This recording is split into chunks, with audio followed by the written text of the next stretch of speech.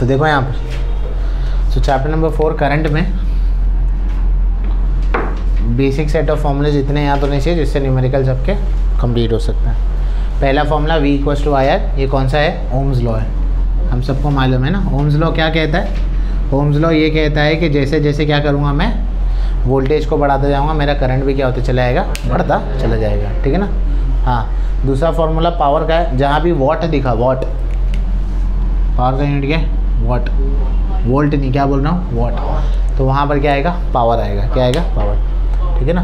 तो पावर का फॉर्मूला है वोल्टेज इंटू करंट, और उससे ये फॉर्मूला कैसे आता है? ये वाला, अगर ध्यान से देखेंगे I का वैल्यू क्या होगा यहाँ पर? V/R होगा। तो मैं यहाँ पर दिखा देता हूँ, वरना याद रह भी सकता है। V × I है, I को क्या लिख सकते हैं अपन? V/R लिख सकते हैं। तो V × V क्या हो जाएगा? V²/R हो जाएगा। बात समझ में आई? ठीक है ना। तो पावर के दो फॉर्मूले, कहीं पर 3 भी लिखे आते हैं और अडेप्टेशन कर सकते हो, ठीक है ना। तो अलग अलग बुक में अलग है। तो पावर के 2 या 3 फॉर्मूले कुछ होते हैं, तीनों अपने को याद होने चाहिए, ठीक है। हीट का फॉर्मूला पावर इंटू टाइम या पावर कंजम्पशन निकालना है, ठीक है ना। फिर पावर की जगह क्या आया? VI लिख सकते हो। तो एक हीट का और एक फॉर्मूला क्या बना? VIT, V × I × T बना। और एक फॉर्मूला क्या बना? V²T/R का। ये भी उससे ही बनता है, I का वैल्यू डाल दो तो बन जाएगा, ठीक है। तो ये इतने सेट ऑफ फॉर्मूलेज आपको पता होने चाहिए। फिर ठीक है, चलो शुरू करें। 4 प्रॉब्लम है, देख लेते हैं फटाफट। हाँ, तो क्वेश्चन नंबर 12 का A कर रहे हैं हम। तो सवाल क्या है? सवाल ये है बच्चों, heat energy is being produce in a resistance circuit at the rate of 100 what, ठीक है ना। 100 वॉट दिया है, तो वॉट है तो क्या है वो? पावर। अभी बोला ना, वॉट है तो क्या है? Power. The current is 3 ampere is flowing in a circuit. Current कितना फ्लो हो रहा है? 3 एम्पियर फ्लो हो रहा है। What must be the value of resistance? Resistance का वैल्यू पूछा गया है, रेजिस्टेंस का वैल्यू क्या होगा, ठीक है। तो डेटा में क्या आएगा बोलो? वॉट। क्या वॉट मतलब क्या? पावर। पावर क्या आएगा? 100 वॉट का पावर आएगा। आई एम्पियर दिया है, यानी कि करंट होगा, है ना। तो वो होता है 3 एम्पियर। आपको पूछा क्या है? पूछा क्या है? निकालना क्या है? रेजिस्टेंस R निकालना, बराबर। क्या फॉर्मूला होगा इसका? अभी पावर के जो फॉर्मूले, V = IR। अरे V = IR तो हो ही नहीं सकता, क्योंकि वोल्टेज तो दिया ही नहीं है। अभी पावर के 2 फॉर्मूले बोले तुमको। दूसरा फॉर्मूला क्या था?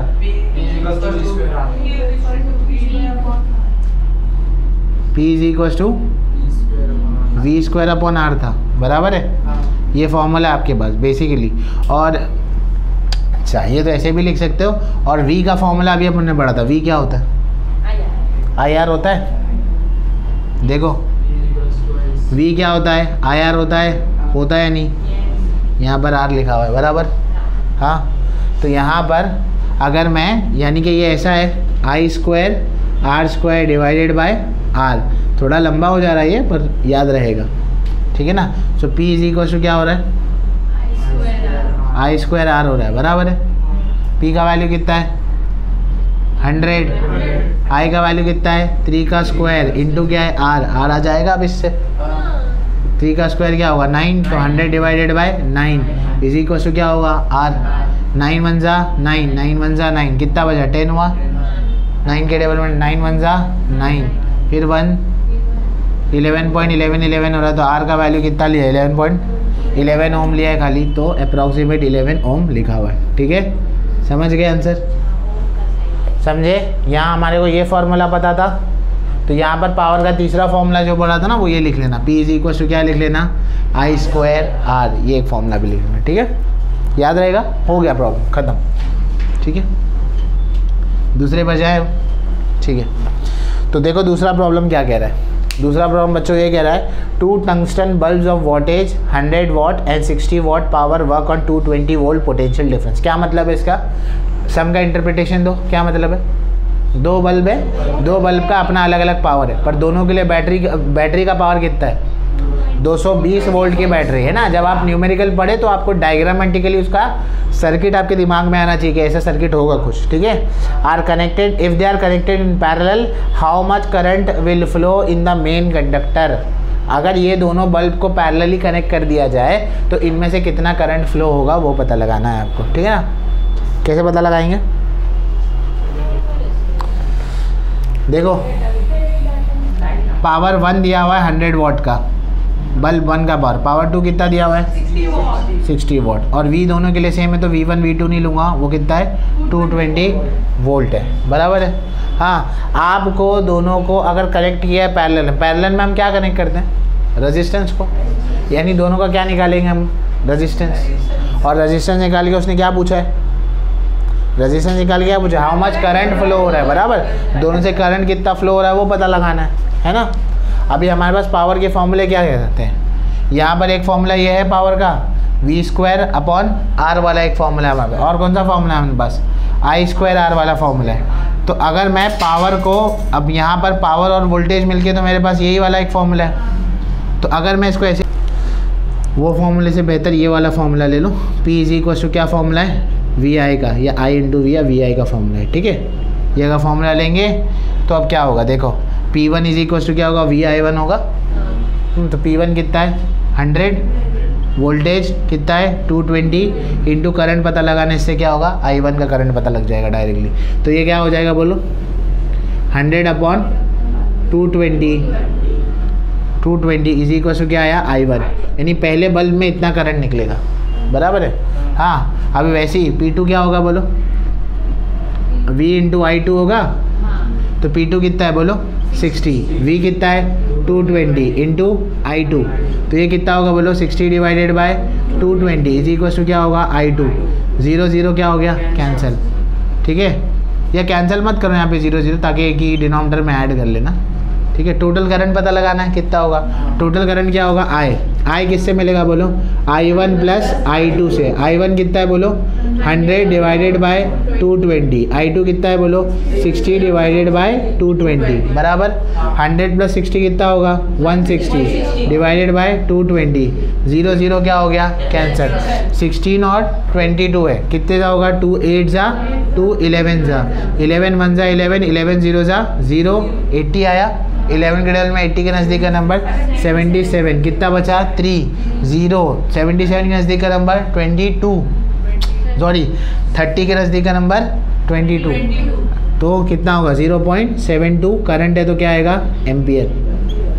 तो ये तुम्हारा फाइनल आंसर होगा यहाँ पर, समझे? तो उससे थोड़ा सा लंबा हो जाता तो इससे कर लेना था, लिख लो इसको बस। थर्ड क्वेश्चन है, सिंपल मल्टीप्लिकेशन है, कुछ नहीं है। Whole spend more electrical energy 500 watt TV set in 30 minutes और 600 वाट हीटर इन 20 मिनट्स। तो कौन ज़्यादा एनर्जी स्पेंड करेगा वो पूछा है। तो कौन ज़्यादा एनर्जी स्पेंड करेगा वो कैसे पता लगाएंगे? यार देखो, पहले का अगर हीट में थोड़ा डायरेक्ट कर देता है इसको। अभी देखे थे हमने हीट के लिए क्या होता है? पावर इंटू टाइम का एक फॉर्मूला देखे थे। तो पावर कितना है टीवी सेट के लिए? अगर देखेंगे हम हीट या उसके लिए, तो टीवी सेट के लिए पावर कितना दिया हुआ है? 500, और टाइम कितना है दोनों के लिए? 30 मिनट्स का है। 5 3 जा 15 और ये 3 0, बराबर है। हीट है तो किस में आता है? जूल में आता है इसका यूनिट, ठीक है ना। तो ये इतना एनर्जी स्पेंड कर, मतलब हीट हो रही है तो उतनी एनर्जी क्या हो रही है? स्पेंड हो रही है। वैसे किसका निकालेंगे? हीटर का निकालेंगे। तो हीटर का निकालेंगे तो कितना है बोलो? 600 इंटू कितना है? 20। 6 हो जाए कितना होगा? 12, कितना आएगा? 0, कितना आएगा? जूल। ज़्यादा किसका है? उसका कौन है? कौन है? टीवी। तो ज़्यादा पावर कौन कंज्यूम करेगा? टीवी। समझ आई बात? ठीक है, हो गया। सो टीवी सेट ज़्यादा पावर कंज्यूम कर लेगा। डी वाला करें अब, ठीक है। देखो डी वाला एक क्लासिक प्रॉब्लम है जो बोर्ड एग्जाम में हमेशा पूछा जाता है, बहुत ज़्यादा चांसेस है कि आ जाए। An electric iron of 1100 watt is to be operated for 2 hours daily. एक इलेक्ट्रिक आयन है 1100 वाट का, हर 2 घंटे उसको चलाना है। What will be the electrical consumption expenses for that in the month of April? The electrical company charges ₹5 per unit of charge. समझ गए? Light bill निकालना है, एक स्त्री को यूज़ कर रहे हैं, 1100 वाट उसका है, हर दिन कितना मिनट इस्तेमाल होता है? वो 2 आवर्स के लिए क्या होता है? डेली वो क्या होता है? यूज़ होता है, ठीक है ना। ठीक है, ये तो नहीं दिखता ना। ठीक है, देखो मैं कर देता हूँ डायरेक्टली यहाँ पर। सुनो, सबसे पहले कभी भी कोई कमर्शियल यूनिट को निकालना है तो कितने टाइम में निकालना होता है? मतलब यूनिट क्या होता है उसका? किलो वाट में। किस में निकालते हैं? किलो वाट में। इसका पावर किस में दिया है? वाट में दिया है। तो बताओ किलो का मतलब क्या होता है हमेशा 1000। तो इसको वॉट में करना है, वॉट से किलो वॉट में करना है तो बड़े यूनिट में करना है, क्योंकि वॉट छोटा हो उसे किलो वॉट में करना है। तो कोई भी छोटी चीज़ को बड़े यूनिट में करते तो डिवाइड करेंगे, क्या करेंगे डिवाइड। टाइम नहीं है तो थोड़ा रटा रहा हूँ, ठीक है। डिवाइड क्या होगा यहाँ पर 1000 और ये क्या हो जाएगा किलो वॉट में। 2 0 2 0 कैंसिल, 11/10 कितना होगा 1.1 किलो वॉट। समझ गए? तो ये कितना आ गया 1.1 किलो वॉट हो गया। अच्छा ये आ गया। टाइम कितना दिया है 2 आवर्स का डेली टाइम दिया है और चार्ज कितना दिया हुआ है, पैसे कितना है 5 यूनिट्स का, ठीक है ना। सो डायरेक्टली लिख देता हूँ मैं यहाँ पर।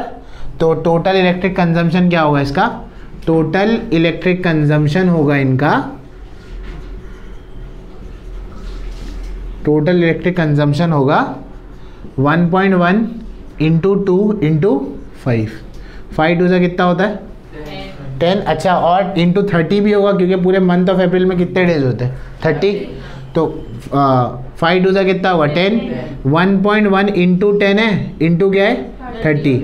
तो ये कितना हो जाएगा 11 हो जाएगा। 11 इंटू 30 कितना होगा 11 3 330। समझ गए? और इतना रुपीज़ में आंसर तुम्हारा आएगा। समझ आया? हो गया, ठीक है। पहले